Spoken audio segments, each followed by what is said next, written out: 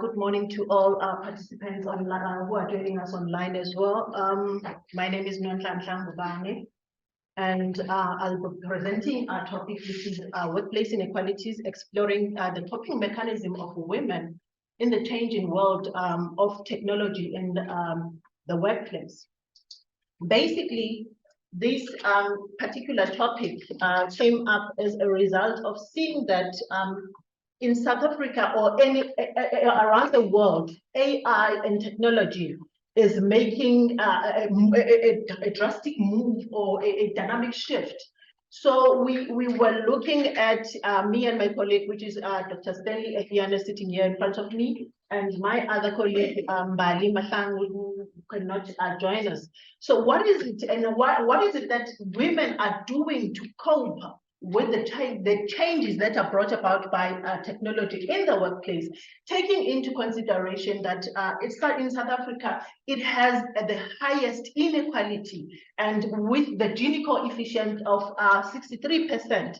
So, and the women being the late entrants in the labor market. So that is what we were looking for, that with these changes that are taking place in the labor market, how are they coping with this changing? Are they able to cope and adapt, or they are having challenges? This study was conducted it was conducted in Nampek, which is it's in Devon. Just one second. The study was conducted in Devon, which is in Mobeni area, which is an industrial area that is highly dominated mostly by the township in and around the area.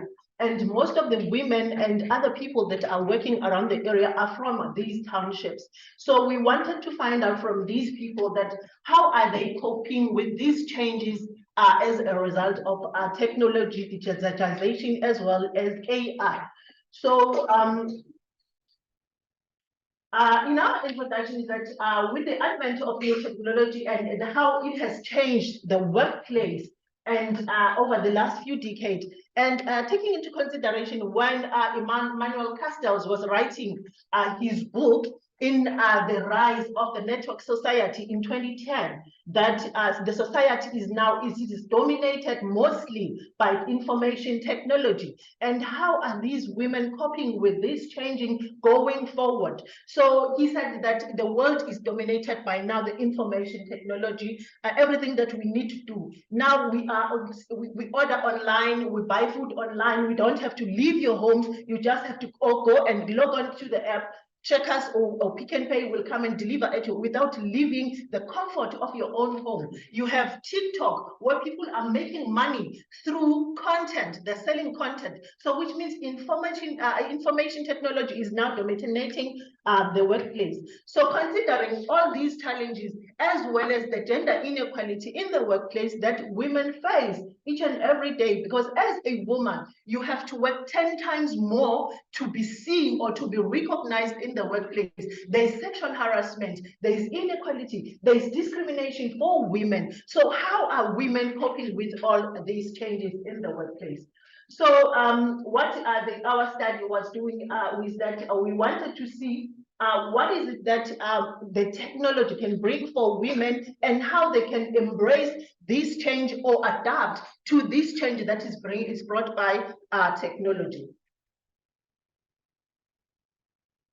And the aims of and objectives of the study was to identify the impact that is caused by women, more specifically in that particular area of which is Nampak Mobeni, and to examine how the coping strategies of women in the changing world of technology. As I have alluded earlier, that study site is mostly in Devon, on the south of Devon. It's 15 kilometers away from Devon Central, of which is the CBD. So mostly it's around the township areas. I have alluded that one earlier on. And the research methodology that was employed for this particular study was based on the qualitative, which was in the nature of semi-structured interview. We had 10 participants, which was a gender balance of males and females, because we wanted to get the view of both males and females in the workplace without compromising the research and also the views and the findings of the research. We also employed the purposive sampling. It was where we, the participant, the strategic position, we supply the information to address the research objective. And the data analysis collected, sorry, so the data collected in this study was analyzed systematically in analysis defined as a method to identify, analyzing and reporting pattern using the understanding and of Dr. Brown and Clark in 2006. Sorry, regarding the methodology, I think for now we made use of only 10 participants. Of course, people probably will say we could have more than that, but this, of course, happens to be an extract of a larger study. This happens to be a master's dissertation, and we have to just extract part of it, not the entire. In the main, what's it called, the main research, it was about 40 participants. But in the extract, we reduced it to 10 participants. So it just occurred the issue of a limited participant. But for the methodology, of course, every other aspect of it, I think it's fine in terms of the purpose sampling to make sure that the people that participate, the participants, of course, they are in a position to actually address the research objective. Thank you. Thank you. All right, this is the sample distribution of the participants, which entailed the production managers, production supervisors, artisan clerks, lithographers, logistics superintendents, finished good foremen, the laboring technicians, production processors, packers, and production processors. So just to have an overview and a general findings, and also the knowledge of all these people from the different departments. All right, this study was based on using the theory. Oh, sorry. The theory of feminist intentionality theory, which is a fixed theory. The rationale for using this particular theory was to answer questions by the study, as well as to understand the changes that are going through as a result of technology, taking into consideration that, as I've alluded earlier on, that women are the late entrants in the labor market, and they had to quickly adapt and also work 10 times more to ensure that they are acknowledged and they are given what is due to them in terms of acknowledgement, in terms of the work and the balance in the work life. So this theory was propounded by Professor Kimberly Crenshaw in her paper in 1989. And we're saying that the theory is that it is overlapping of identities, where you find that as a woman, everything is intersecting in that, based on gender, based on gender identity, based on race, based on sexual orientation, based on religion, and based on class. That is why that you find women have to work 10 times more than their male counterparts in the workplace.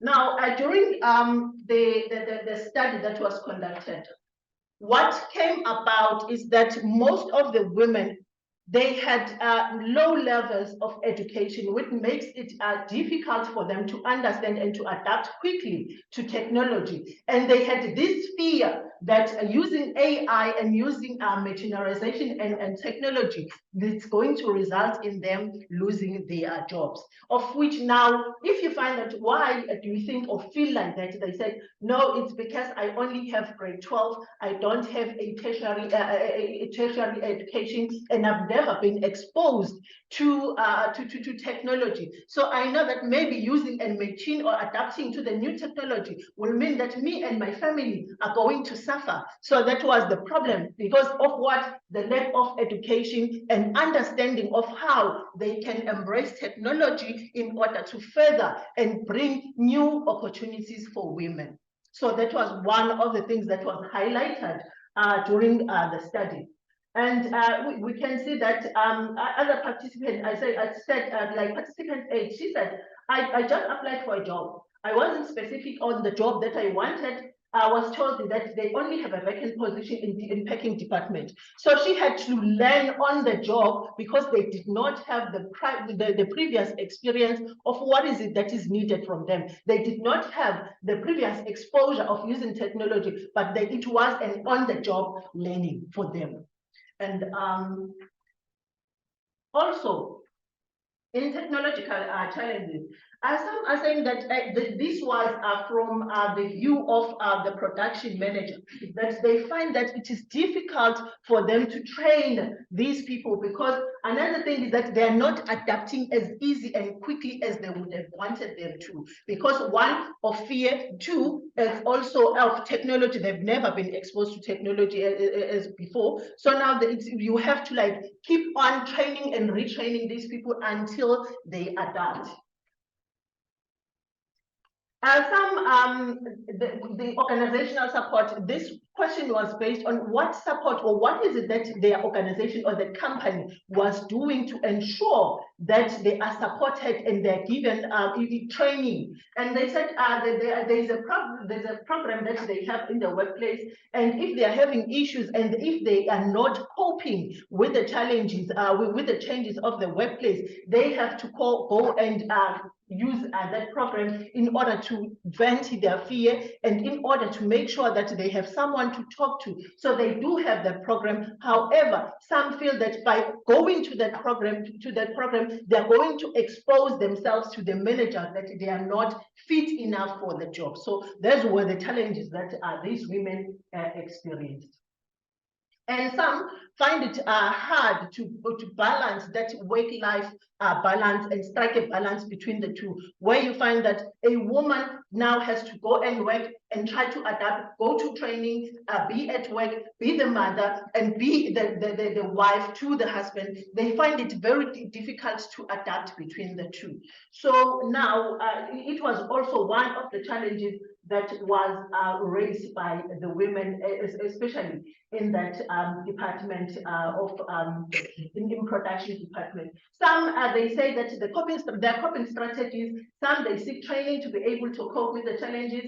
Some they discuss with their they have a discussion forums with their friends, with their colleagues, and their family. And some they try to meditate, and some that cannot hold it. They can go, they said, you know what, sometimes you feel that this is too much for me. Then I just excuse myself and go to the bathroom and cry. When I know that I'm now okay, then it is then I can come back and say, now I'm ready to work. So they find different they find different strategies of how to cope with these challenges in the workplace.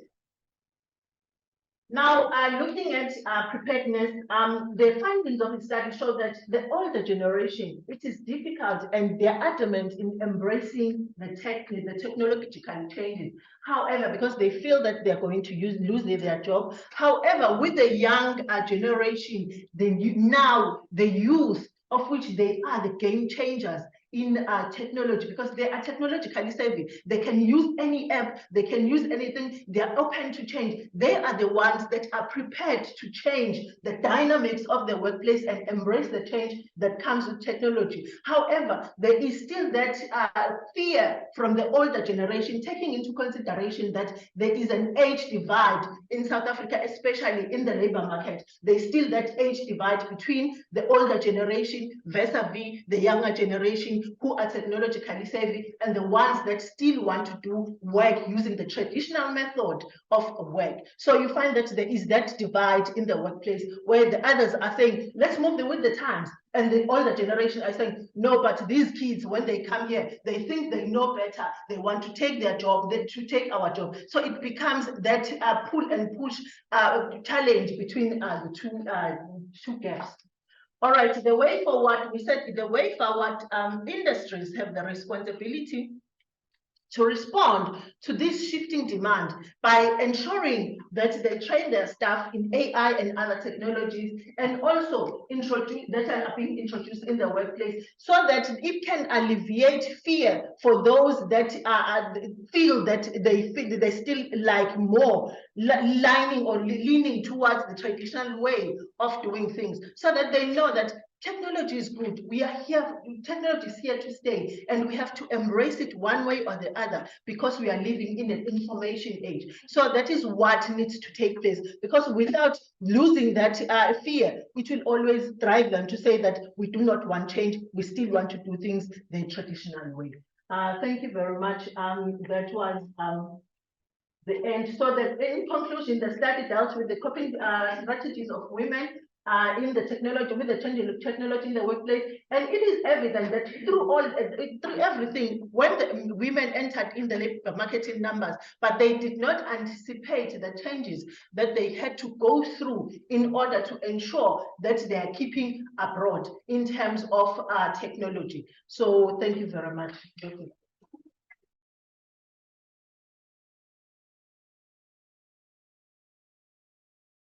Thank you so much. My name is Lorena Coratle. I'm a second-year doctoral student at ETH Zurich in the Transdisciplinarity Lab and the Swiss Seismological Service. I'm part of the Risk Communication Division, and I'm actually a trained environmental scientist. And after yesterday's presentation, I think that I may have chosen the wrong program if I want to go into disaster risk management, but I can't change that now, and I'm trying to do that with my doctoral studies. So before I dive into my presentation, which I can't seem to go forward, I would like to say two things. First of all, I would like to thank the organizers for having me. And second of all, I would like to thank the organizer for organizing this in a hybrid way, because I have a cold and I'm very glad to do this in the safe place of my home. So thank you so much. So within my presentation, I will present to you a framework to reflect the potential of emerging technologies for disaster risk reduction in a societal perspective. When I applied for this conference, I still called it a framework, but during my study, which was a Delphi study, an expert elicitation, which I will dive into in a couple of minutes, I started to call it a toolbox, which is why I will refer to it as a toolbox during the presentation. So you may wonder, why do we need a toolbox to reflect the potential of emerging technologies for disaster risk reduction out of a societal perspective?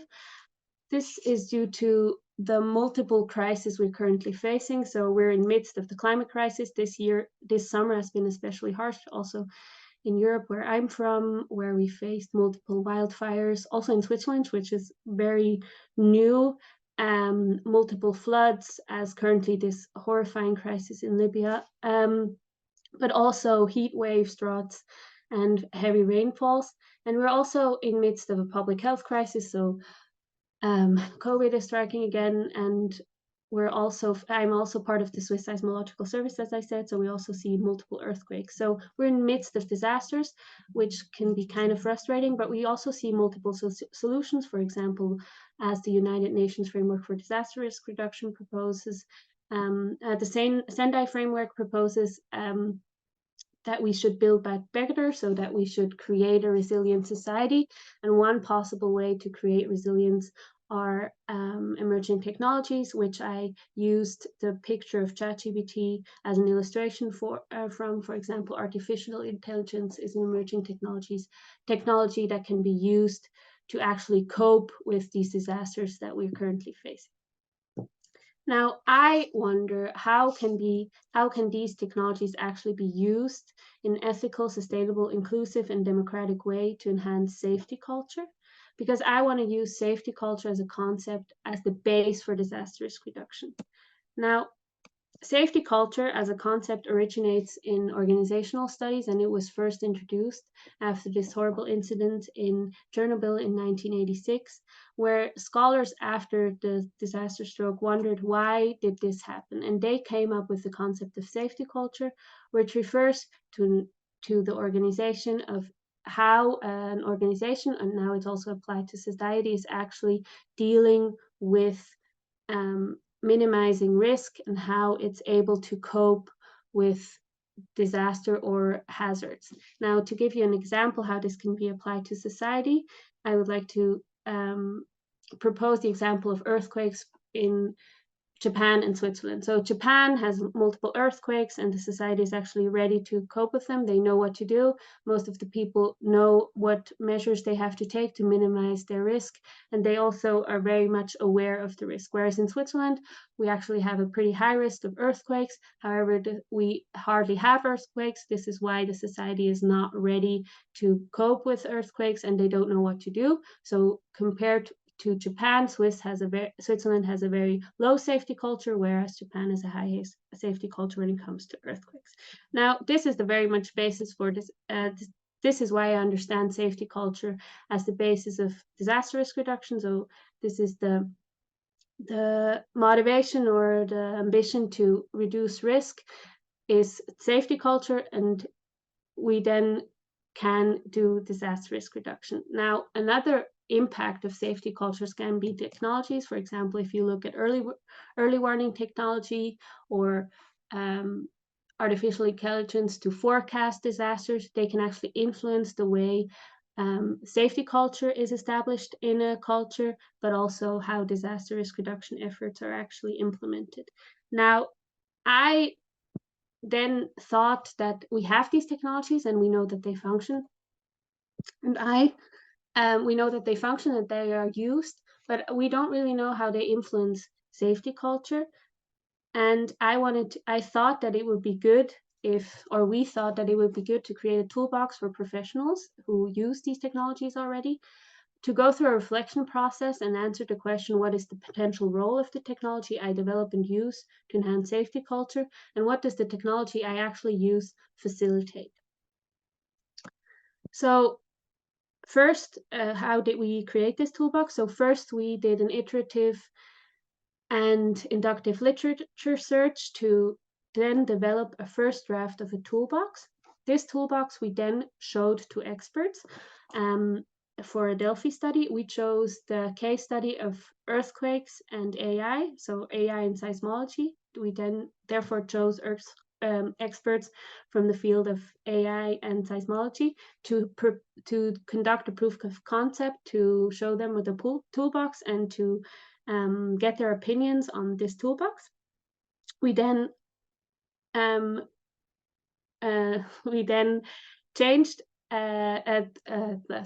developed the second draft of the toolbox based on the first round of the Delphi study, and then proposed this toolbox again to those same experts to do a second round of proof of concept to then have the final draft of this toolbox. So we wanted to answer the research question if this literature search can actually be a good base for a first draft of the toolbox, and if this toolbox in our case study actually helps the experts in reflecting the societal impacts of a technology within disaster risk reduction. So our literature search revealed we chose the three technologies, we chose the three technologies, AI, IoT, and remote sensing, to just get an overview and a state-of-the-art impression of how these technologies are actually used. And we saw that the technologies are broadly used for multiple hazards. They are already crucial for some response and recovery reactions, for prevention, for prediction, for forecasting, also for monitoring pre and post disasters, but also during disasters. However, there are multiple problems that we have seen. One of them is data access, data reliability. Some of the technologies are really not cost effective yet and are not standardized, hence they cannot be used in multiple settings. And often there are ethical and social aspects neglected, and they're not inclusive in a way that they actually broaden the digital divide. Now, the digital divide is a concept that was first introduced by Katz and Asperton where they conducted a study in how the use of internet, so it's actually an old study, how the use of internet can actually broaden the digital divide between people that are already digitally literate and people that are not digital illiterate, and usually that's a class issue. So the implementation of new technologies can actually broaden a divide of people that are already fortunate enough to understand and use the technology and people who are not privileged enough to use the technology. And this can also happen within the technologies that are used for disaster risk reduction. So based on this literature search, this explorative and inductive literature search, we then drafted this first toolbox. And we said that in order to understand whether technologies can actually help understand the potential to enhance safety culture, it consists of 3 pillars. The first pillar is the technological potential, which assesses if a technology functions, what the developing costs are, if it's reliable in multiple settings. The second pillar is the practical potential, which asks if it's effective for multiple user groups, if it's practical, if it's applicable. And the third pillar is actually the ethics, which assesses user needs, accessibility, inclusiveness, and ethical issues.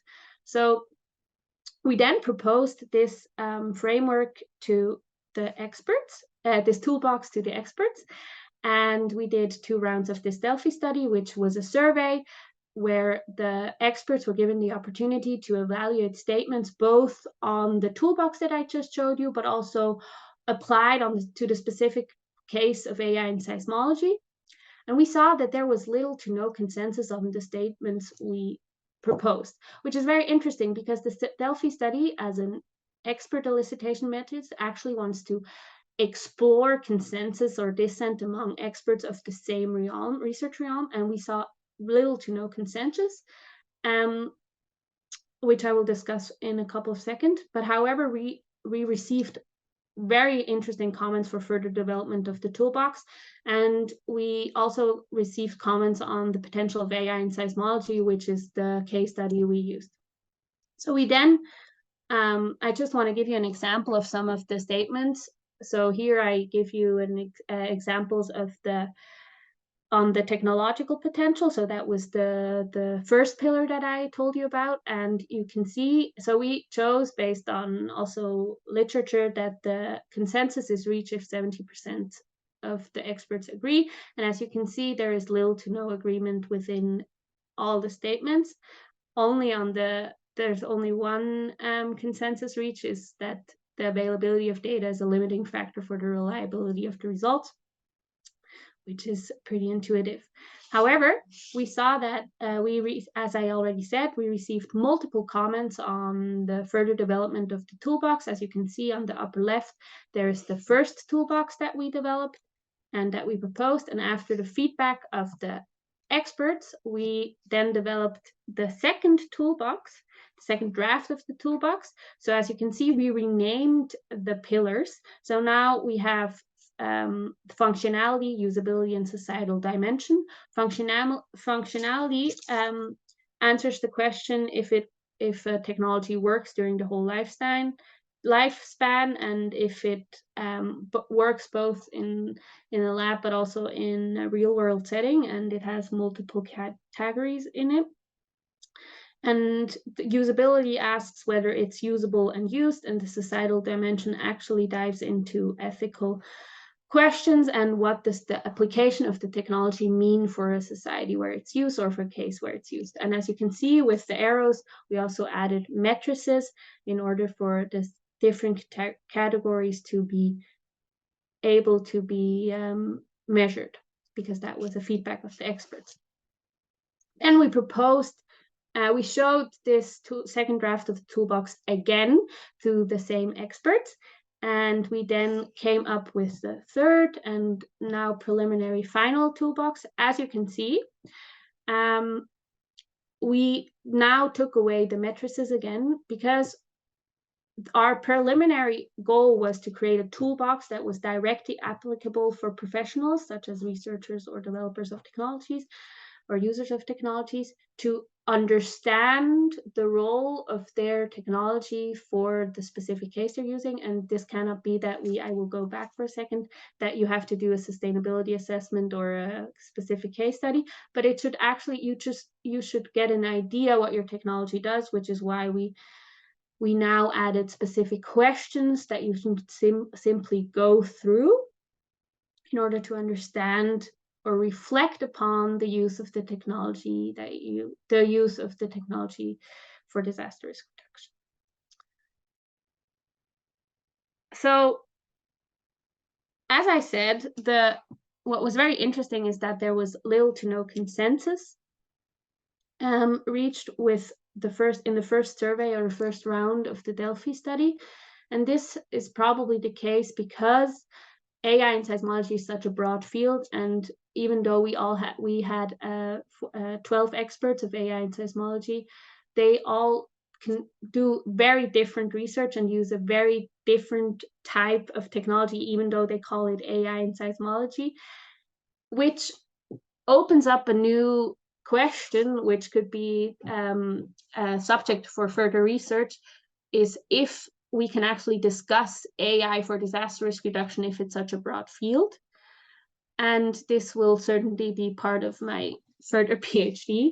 However, when it comes to this toolbox, we could show that the development of technologies should happen, or the reflection upon technology should happen with using the first mile principle, which means that the ethical reflections or the societal reflections should happen from the beginning on and not after it has been implemented, which still is often the case.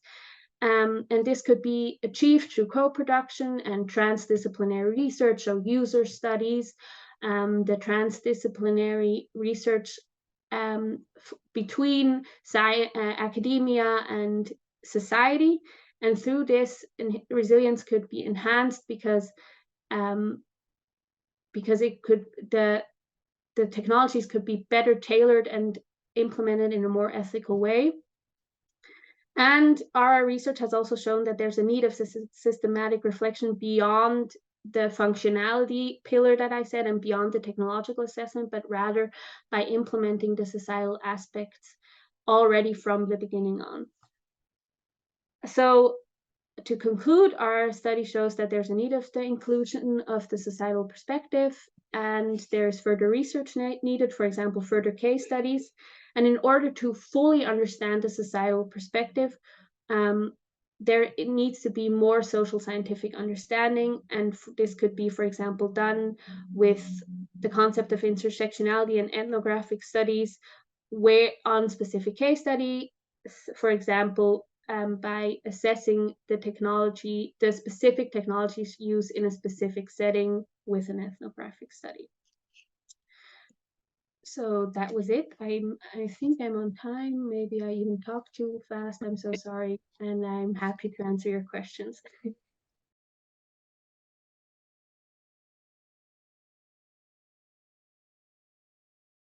Thank you. I'm presenting conflict management and effective empowerment interventions in Nigeria.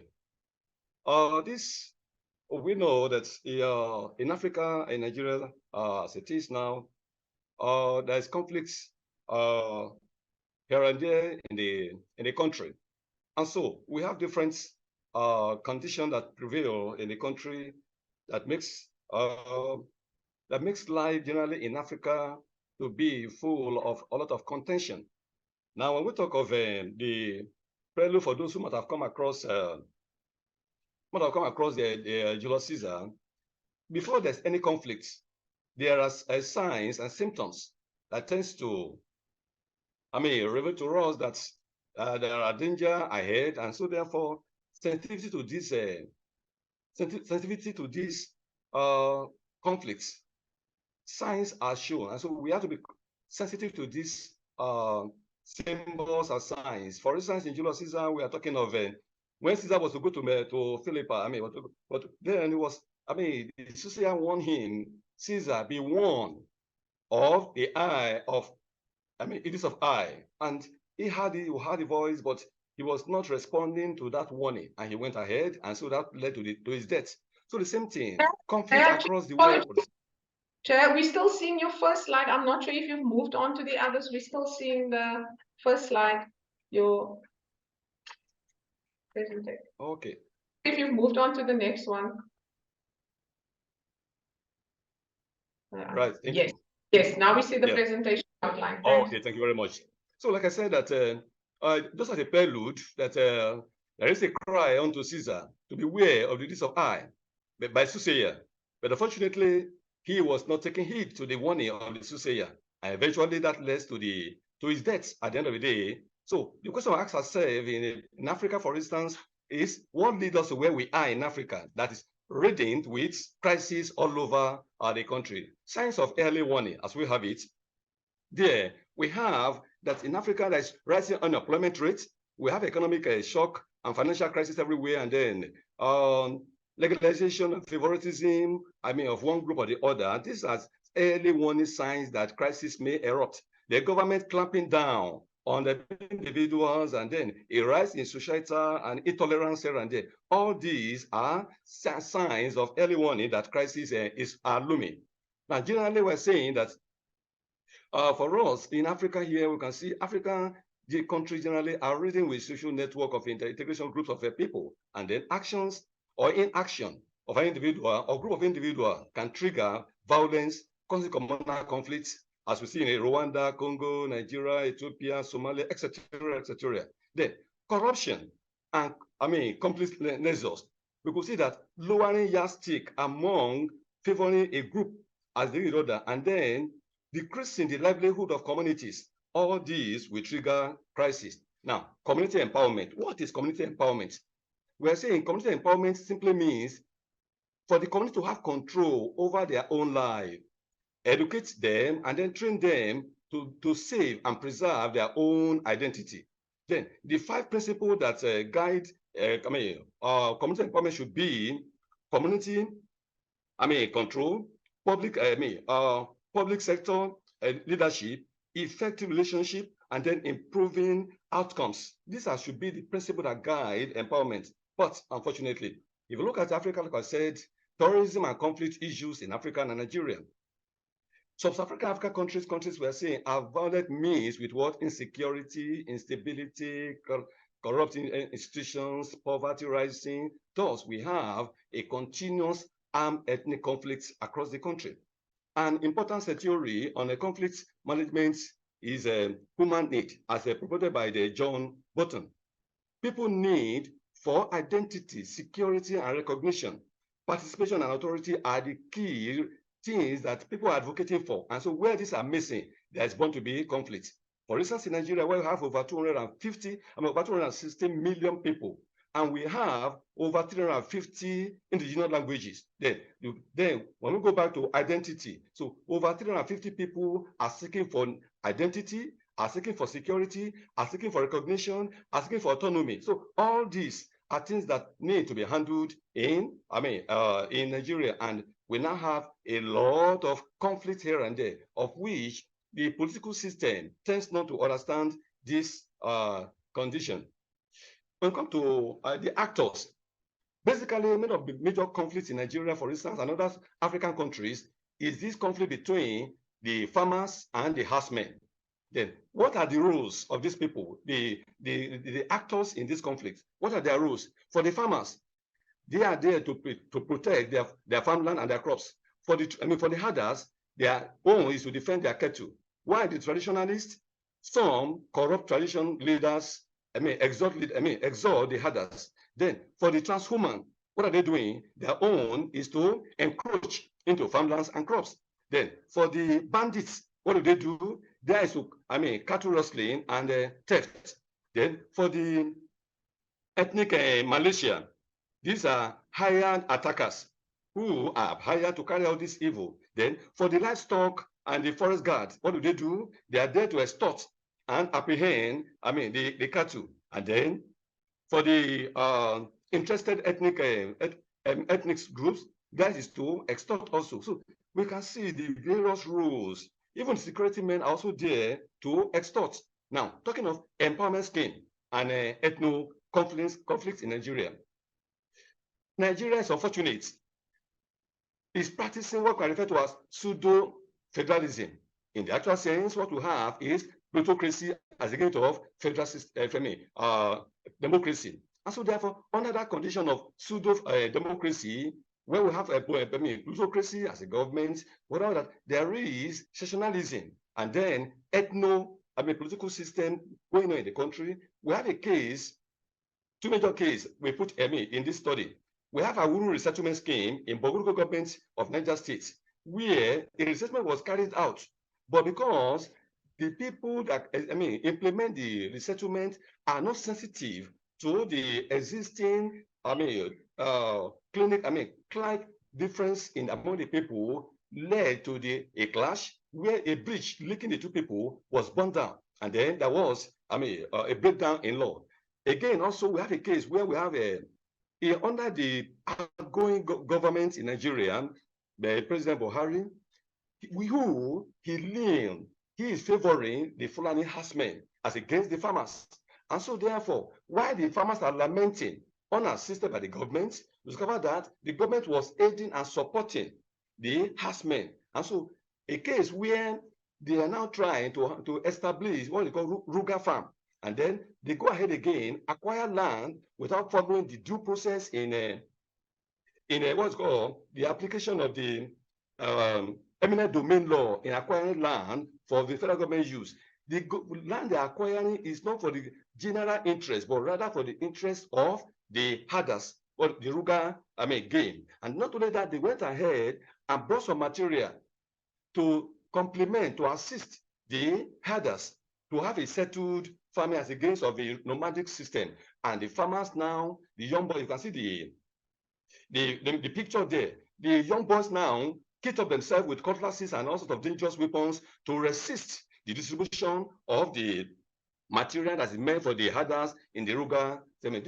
Because the government seems to favor a particular group against the other, and then the militia being hired also are there. So when government are not sensitive to the ethnic differences in the country and they are favoring one country or the other, it definitely lead to conflict. The conflict management. We ask those questions. Is conflict a contest? Is conflict positive or negative? Is conflict inevitable, or is it a daily reality? We can say conflict management simply means total conflict minus negative results. That is, CM is equal to TC and NR. That's total conflict minus negative result.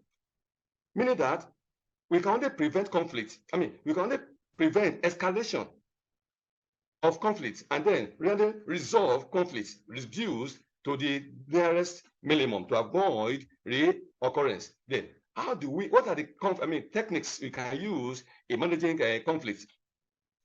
Conflict parties brought together for a mutual agreement. Third parties to directly intervene, and then new initiative programs that can be used to settle conflict, and then compel or coerce parties to utilize previously established means of resolution, and then third parties can come in. Then also we talk of what style do we adopt in what style can we adopt in conflict management? We can use either competing, or we can use collaboration, or we can use compromise, we can use avoidance, we can use accommodation. But in all these 5 approaches or style, there are conditions that apply. For instance, where we apply competition, in what scenario, under what circumstance can we adopt competition? Where decisive action is necessary, then we apply competition. Where the outcome will be more rewarding, then we apply competition. But also, when we look at where do we collaborate, where relationship is more important, then let's collaborate. Where we desire mutual satisfaction, then let's collaborate. Where do we compromise? When temporary solution is needed, then we can compromise. Where parties are of equal power, then better compromise. Then where do we use avoidance? When issues are unimportant, then we avoid. When no positive outcome is envisaged, then better avoid. Then where do we use accommodation? Where do we accommodate in conflict? We use accommodation when one acknowledge one's wrong, then accommodate. When there is a desire for harmony, when we accommodate, and etc., etc. Then strategy for conflict management. We are saying that when one is angry, take time to cool off or cool out. Then attack the problem, not the symptom, not the person. Start with the compliments, and then communicate your feeling assertively, not aggressively, as we often say. Then focus on the issue, not on your position about the issue. And then accept and respect others' opinion. don't try to force compliance, as we see in many African countries. Then do not view the situation as a competition, but rather to see how to compromise. Then we are saying strategy using the theory of interest-based relations approach. Focus on the area of common interest if you want to solve problem. Never jump to conclusion or assumption about other thinking. Then listen without interrupting. Then, forget the past. Stay on the present. Build power with, not power over. And this is absent in many of our African countries, particularly in Nigeria. They build power for, not power with. And that's the problem where we have. Okay, we're saying, for Nigeria to have peace, and Africa going to have peace, what do? Particularly between the herders and the farmers. Number one state, one major product approach. Herders has no business, for instance, in Nigeria here, in areas where we get us. Jaya, apologies, you have 1 minute left. Yes, I know. That's what I'm reading for recommendation. So we're saying that each state, that should be what they call division of labor among the states. Let us stay focused in there and then stop the nomadic herder system. Let the herders stay where the environment is suitable for them. So due process should be applied in the application of eminent domain law in land acquisition, and then bottom-up approach in addressing issues. And then not only that, urgent need for paradigm shift from rigid to a moving constitution as we have it in Thailand, and then food before meat or meat before food. We have to choose. We know that it's after we have eaten, you talk of meat. Thank you very much.